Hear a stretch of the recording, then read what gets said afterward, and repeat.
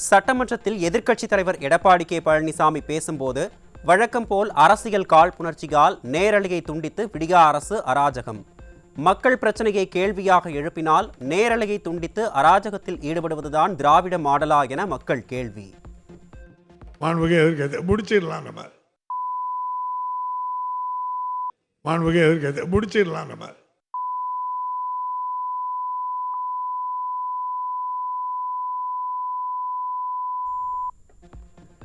திமுக ஆட்சியில்தான் கச்சத்தீவு தாரை வார்க்கப்பட்டது என்று எதிர்க்கட்சித் தலைவர் எடப்பாடி கே பழனிசாமி சட்டப்பேரவையில் மீண்டும் குற்றச்சாட்டு. ஆட்சி அமைந்த 4 ஆண்டுகளில் கச்சத்தீவு விவகாரம் தொடர்பாக திமுக அரசு என்ன செய்தது என்றும் கேள்வி. 16 ஆண்டு காலம் மத்தியில் ஆட்சியில் இருந்த திமுக ஏன் கச்சத்தீவு பெறுவதற்கான முயற்சிகளை எடுக்கவில்லை? ஆட்சி அதிகாரம் இருந்தால்தான் கச்சத்தீவை பெற முடியும் என்றால் ஏன் அப்போது பெறவில்லை என்று எதிர்க்கட்சித் தலைவர் எடப்பாடி கே பழனிசாமி அடுக்கடுக்கான கேள்வி.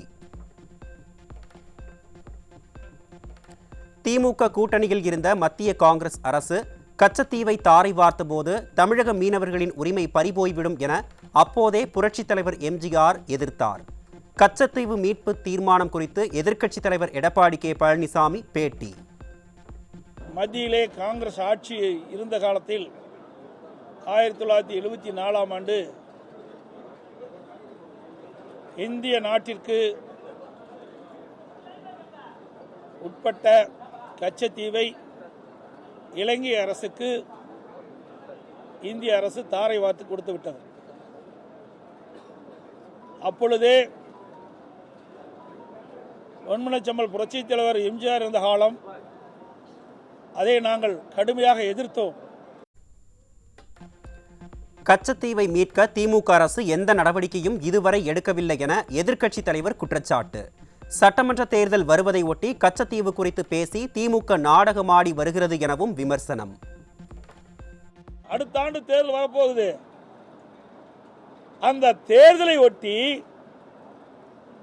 இன்றைய முதலமைச்சர் அவர்கள், திராவிட முன்னேற்ற கழக அரசு, திமுக கட்சி ஒரு நாடகத்தை அரங்கேற்றிருக்குது. இந்த தீர்மானத்தின் மூலமாக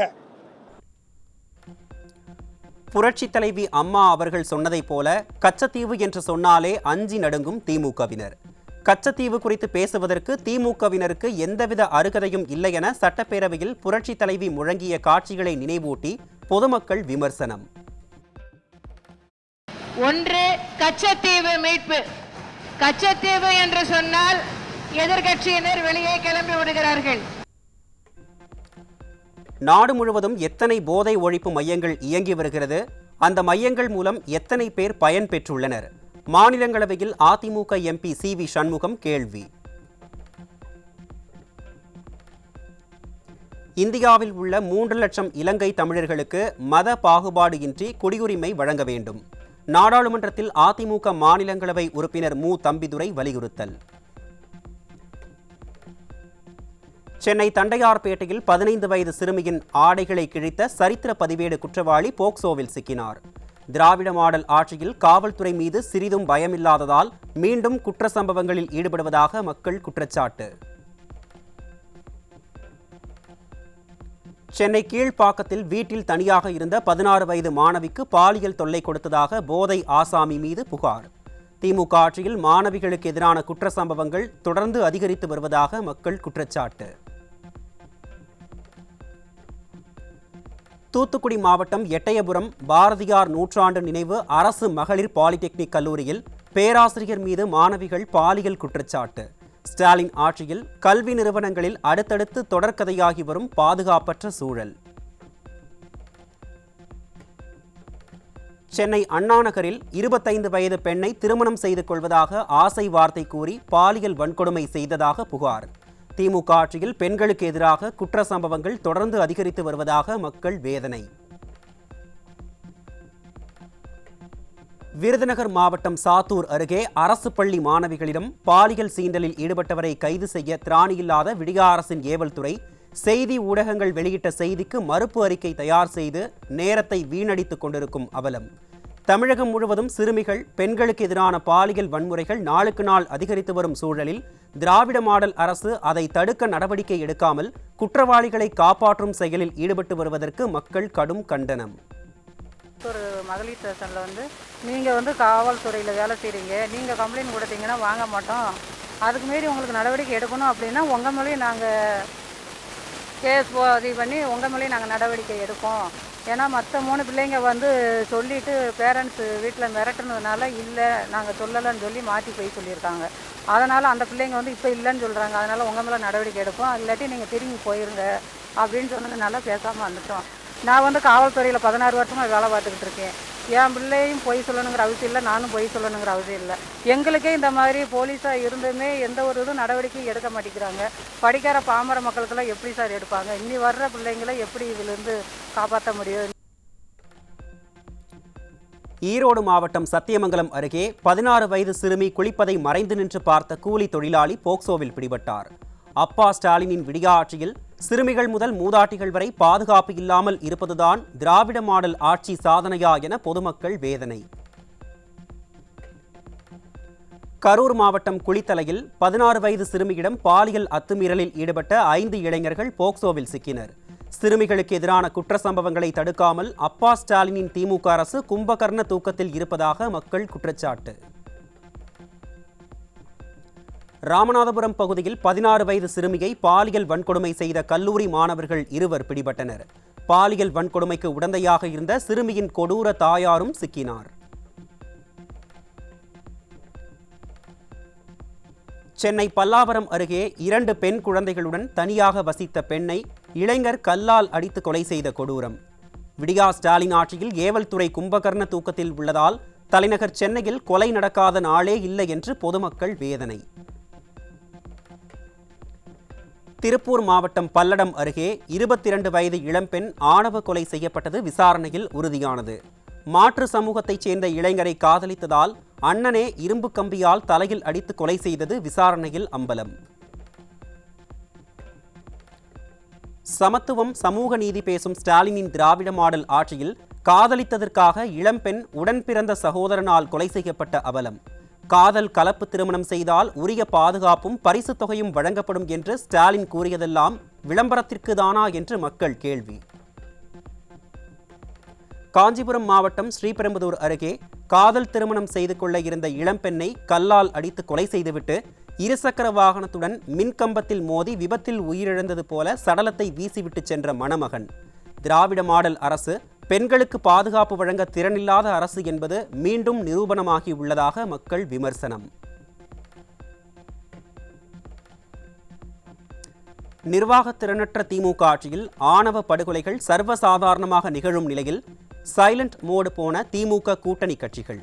பட்டியல் இன மக்களுக்காக நாங்கள் போராடுவோம் என்று கூறியவர்கள் எல்லாம் தற்போது எங்கே போனார்கள் என்று மக்கள் கேள்வி. நாமக்கல்லில் ஆன்லைன் ரம்மி விளையாட்டில் 10 லட்சம் ரூபாயை இழந்த தனியார் வங்கி மேலாளர் ரயில் முன் பாய்ந்து தற்கொலை. ஆன்லைன் ரம்மி விளையாட்டை நிர்வாக திறனற்ற ஸ்டாலின் அரசு நிரந்தரமாக தடை செய்ய திராணி இல்லாததால் அப்பாவி மனிதர்கள் தற்கொலை செய்து கொள்வதாக பொதுமக்கள் வேதனை.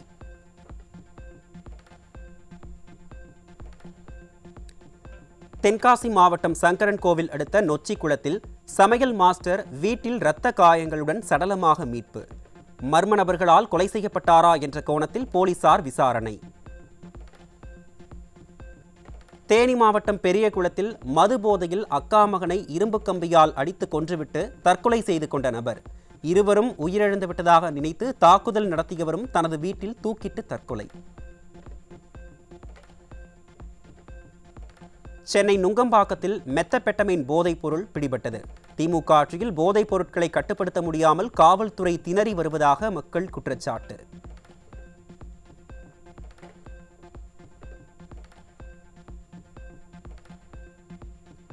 சேலத்தில் இளைஞர்கள் வாழ்வை சீரழிக்க கொண்டுவரப்பட்ட குட்கா சிக்கியது. திமுக ஆட்சியில் குட்கா தலைவிரித்தாடுவதால் கேள்விக்குறியாகும் சட்ட ஒழுங்கு.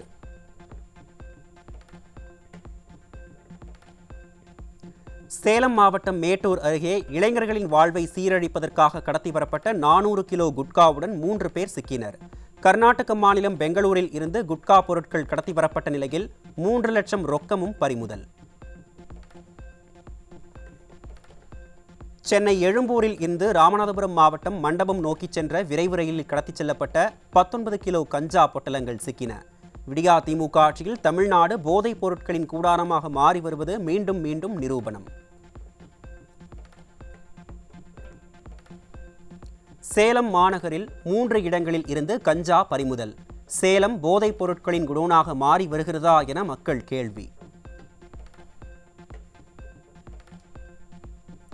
அரியலூரில் 20 கிலோ புகையிலை பொருட்கள் சிக்கியது.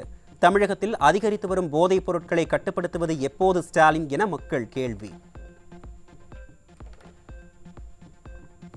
திருவள்ளூர் மாவட்டம் புழல் மத்திய சிறையில் கேட்பாரற்று கிடந்த கஞ்சா சிக்கியது. திராவிட மாடல் ஆட்சியில் சிறை காவலர்களின் அலட்சியமே போதைப் பொருள் நடமாட்டத்திற்கு காரணம் என மக்கள் குற்றச்சாட்டு. மதுரையில் 10 கிலோ கஞ்சாவை பதுக்கி வைத்திருந்த 5 பேர் சிக்கிய நிலையில் ஒருவர் என்கவுண்டர் செய்யப்பட்டதாக அறிவிப்பு. ஸ்டாலின் ஆட்சியில் குற்றவாளிகள் சட்டத்துக்கு உட்படுத்தாமல் போலீசார் என்கவுண்டர் செய்வதுதான் தீர்வா என மக்கள் கேள்வி.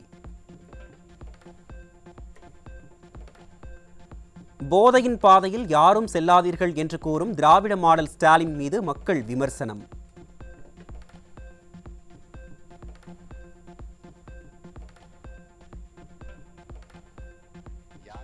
கூடாதுன்னு மன்றாடி கேட்டுக்கிறேன். அழிக்கிறது மட்டும்தான் போதைக்கு தெரிஞ்ச ஒரே விஷயம். அழிவுக்கு துணை போகாதீங்க. இதுதான் எனக்கு. ஐயா, போதையின் பாதையில் யாரும் செல்லவில்லை. திராவிட மாடல் ஆட்சியில் போதை வஸ்துக்கள் தான் கிலோ கணக்கில் தெரு தெருவாக வந்து கொண்டிருக்கிறது என மக்கள் வேதனை. திராவிட மாடல் ஆட்சியில் ஆன்லைன் சூதாட்டத்தில் பணத்தை இழந்து உயிரிழந்தவர்களின் எண்ணிக்கை 88ஆக உயர்வு. ஆன்லைன் சூதாட்ட கொள்கை முடிவுகள் எடுக்காமல் திறனும் திராவிட மாடல் அரசு நிரந்தர தீர்வு எப்போது எடுக்கும் என மக்கள் கேள்வி. கன்னியாகுமரி மாவட்டம் புதுவிளை அருகே லஞ்சம் வாங்கிய பெண் கிராம நிர்வாக அலுவலர் மற்றும் உதவியாளர் சிக்கினர். ஸ்டாலினின் திமுக ஆட்சியில் அரசு அலுவலகங்களில் லஞ்சம் தலைவிரித்தாடுவது இதன் மூலம் அம்பலம். விழுப்புரம் மாவட்டம் செஞ்சியில் பட்டா மாறுதலுக்காக லஞ்சம் பெற்ற கிராம நிர்வாக அலுவலர் லஞ்ச ஒழிப்புத்துறையிடம் சிக்கினார். விடியா திமுக ஆட்சியில் லஞ்சம் தலைவிரித்தாடுவதற்கு இந்த சம்பவமே சான்று. திருவாரூர் மாவட்டம் திருத்துறைப்பூண்டி அருகே குடிநீர் கேட்டு காலி குடங்களுடன் பொதுமக்கள் சாலை மறியல். காக்கைக்கு தண்ணீர் வைக்க நேரம் இருக்கும் ஸ்டாலினுக்கு மக்களுக்கு குடிநீர் வழங்க நேரம் இல்லையா என மக்கள் கேள்வி. நீலகிரி மற்றும் கொடைக்கானலுக்கு செல்ல இ பாஸ் கட்டாயம் என அறிவிக்கப்பட்டுள்ள நிலையில் பாஸ் பெற முடியாமல் தவிக்கும் சுற்றுலா பயணிகள். சர்வர் பிரச்சனையில் இ பாஸ் எடுக்க முடியவில்லை என்றும் மாற்று வழியை உருவாக்க வேண்டும் என்றும் மக்கள் வலியுறுத்தல். நீலகிரி மாவட்டம் உதகையில் இ பாஸ் நடைமுறைக்கு எதிர்ப்பு தெரிவித்து வியாபாரிகளின் முழு அடைப்பு போராட்டத்தால் அம்மா உணவகத்தில் குவியும் சுற்றுலா பயணிகள். அரசியல் காழ்ப்புணர்ச்சியால் விடியா திமுக அரசு மூட நினைக்கும் அம்மா உணவகம் ஏழைகளுக்கான அட்சய பாத்திரமாக பசியில் தவிக்கும் மக்களுக்கு பசியாற்றும் இடமாக திகழ்ந்து வருவது மீண்டும் நிரூபணம். கள்ளக்குறிச்சி மாவட்டம் எடைக்கல் கிராமத்தில் 50க்கும் மேற்பட்ட பள்ளி மாணவர்கள் குழந்தைகளுக்கு மஞ்சள் காமாலை பாதிப்பால் மருத்துவமனையில் அனுமதி. நிர்வாக திறனற்ற திமுக அரசின் சுகாதாரத்துறை ஐசியூவில் உள்ளதால் தரமான மருத்துவத்திற்கு அவதிப்படும் மக்கள். சென்னை மணலியில் செயல்படும் குப்பை மின் நிலையத்தில் இருந்து அனுமதிக்கப்பட்ட அளவை விட பல மடங்கு அதிகமான அபாயகரமான நச்சுகள் வெளியேறுவது ஆய்வில் கண்டுபிடிப்பு. புற்றுநோய் ஏற்படுத்தும் உலோக மாசுகள் அதிகளவில் வெளியிடப்படும் நிலையில் அப்பகுதியில் வசிக்கும் பல்லாயிரக்கணக்கான மக்களின் உடல்நலம் பாதிக்கப்படும் அபாயம். மக்களின் வாழ்வாதாரத்தை கேள்விக்குறியாக்கியுள்ள குப்பை மின் நிலையத்தை உடனடியாக மூட வேண்டும் என்று மணலி பகுதி மக்கள் வலியுறுத்தல். வழக்கம் போல் கும்பகர்ண தூக்கத்தில் இருக்காமல் மாசு கட்டுப்பாட்டு வாரியம் மற்றும் மாநில அரசு தகுந்த நடவடிக்கை எடுத்து பாதுகாப்பான குப்பை மேலாண்மையை நடைமுறைப்படுத்த வேண்டும் என்று வலியுறுத்தல். சென்னையின் பல்வேறு பகுதிகளில் தடை செய்யப்பட்ட சீன பூண்டு விற்பனை நடைபெறுவதாக அதிர்ச்சி தகவல். சீன பூண்டிற்கு ஏற்கனவே தடை விதிக்கப்பட்டிருக்கும் நிலையில் குறைந்த விலையில் சந்தையில் கிடைப்பதால் உணவு பாதுகாப்பு மற்றும் தர கட்டுப்பாடு ஆணையம் உரிய நடவடிக்கை எடுக்க மக்கள் வலியுறுத்தல். கடலூர் மாவட்டத்தில் ஒரே இரவில் 3 இடங்களில் லாரி ஓட்டுநர்களை தாக்கி பணம் பறிப்பு. திமுக ஆட்சியில் காவல்துறை கும்பகர்ண தூக்கத்தில் இருப்பதால் வழிப்பறி சம்பவங்கள் அதிகரித்து வருவதாக பொதுமக்கள் குற்றச்சாட்டு. சென்னையின் பல்வேறு பகுதிகளில் கழிவுநீர் கலந்து துர்நாற்றத்துடன் மஞ்சள் நிறத்தில் குடிநீர் வருவதால் நோய் தொற்று ஏற்படும் அபாயம். திராவிட மாடல் ஆட்சியில் சுகாதாரமான குடிநீர் கூட வழங்க முடியாதா ஸ்டாலின் என மக்கள் கேள்வி. சேலம் மாவட்டம் நரசிங்கபுரத்தில் 4 மாத சம்பளம் தராததை கண்டித்து நகராட்சி தலைவரை முற்றுகையிட்டு சுகாதார பணியாளர்கள் தர்ணா. விடியா ஆட்சியில் முன்கள பணியாளர்களுக்கு கூட சம்பளம் வழங்க முடியாமல் அலங்கோல ஆட்சி நடைபெற்று வருவதாக பொதுமக்கள் குற்றச்சாட்டு. டிபிசில நாங்க 29 பேர் வேலை செய்யறோம். இந்த நகராட்சியில 18 வார்டு இருக்கு. 18 வார்டுக்கும் நாங்க தான் டிபிசி ஒர்க்கா வேலை செஞ்சிட்டு இருக்கோம். இதுல எக்ஸ்ட்ரா எந்த டைமுக்கு வேணாலும் கூப்பிட்டாங்கன்னா நாங்க ஒர்க் பண்றோம். காய்ச்சல் வந்ததுன்னா அந்த ஏரியாவுக்கு போய் லிஸ்ட் எடுக்கிறது எல்லாமே நாங்க செய்யறோம். ஆனா எங்களுக்கு பாத்தீங்கன்னா 4 மாசமா சம்பளம் வரல. நகராட்சியில கேட்டதுக்கு 1 மாசம் மட்டும் போட்டாங்க. ஆனா நாங்க வாங்க மாட்டோம்ட்டோம். எங்களுக்கு 2 மாசமாவது சேர்த்து வேணும் அப்படின்னு சொல்லிட்டு நாங்க சம்பளம் வாங்கல. அப்புறம் பாத்தீங்கன்னா நாங்க போன பிஎஃப்ஏ எங்களுக்கு சரியா போடாம இருந்து நாங்க சேலம் தொழிலாளர் நல வாரியத்துக்கு போய் கம்ப்ளைண்ட் பண்ணோம். 3 அம்ச கோரிக்கைகளை வலியுறுத்தி தமிழகம் முழுவதும் வருவாய்த்துறை கிராம உதவியாளர்கள் சங்கத்தினர் இரவு முழுவதும் காத்திருப்பு போராட்டம்.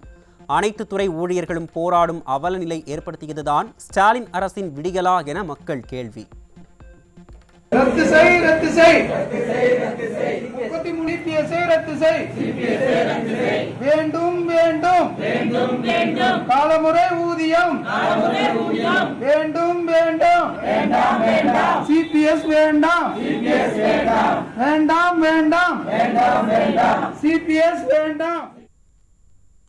திருப்பத்தூர் மாவட்டம் ஆம்பூரில் 3 அம்ச கோரிக்கைகளை வலியுறுத்தி இரவு முழுவதும் வருவாய்த்துறை கிராம உதவியாளர்கள் சங்கத்தினர் காத்திருப்பு போராட்டம்.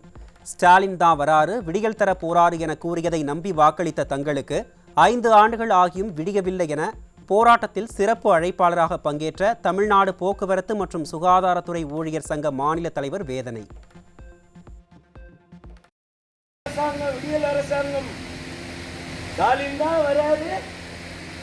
விடியல் தர போறாரு. இன்னும் விடியல, நமக்கு இன்னும் விடியல. 5 வருஷம் முடிய போகுது. நம்பணும். உங்களை சொல்றது பத்தீங்கன்னா நானே நம்பினேன். இலவச பயணம் கொடுங்கன்னு நாம கேட்டோமா? கேட்கல. ஏன்னா நாக்குல தேனை தடவு நம்ம ஆளு. பஸ்ல இலவசம் சொல்லிட்டு ஒரு 1000 ரூபாய் மாதத்துக்கு போக்குவரத்து தொழிலாளி வயசுல அடிச்சுக்கணும். உதவி ஐஜி பதவி உயர்வு வழங்குவதில் குறிப்பிட்ட சிலருக்காக பதிவுத்துறை தலைவர் அதிகார துஷ்பிரயோகம் செய்வதை கண்டித்து போராட்டத்தில் ஈடுபட்ட மாவட்ட பதிவாளர்கள். முதுநிலை பட்டியல் அடிப்படையில் ஏற்கனவே தகுதி பெற்றவர்கள் மீது வேண்டுமென்றே ஒழுங்கு நடவடிக்கை எடுத்து பதவி உயர்வை தடுப்பதாகவும் குற்றச்சாட்டு. நாடு முழுவதும் 25 மாநிலங்கள் மற்றும் யூனியன் பிரதேசங்களில் 13,000 சதுர கிலோமீட்டர் வனப்பகுதி ஆக்கிரமிப்பு செய்யப்பட்டுள்ளதாக அதிர்ச்சி தகவல். தமிழ்நாட்டில் மட்டும் 157.68 சதுர கிலோமீட்டர் வனப்பகுதி ஆக்கிரமிக்கப்பட்டுள்ளதாகவும் தேசிய பசுமை தீர்ப்பாயத்தில் மத்திய சுற்றுச்சூழல் அமைச்சகம் தகவல்.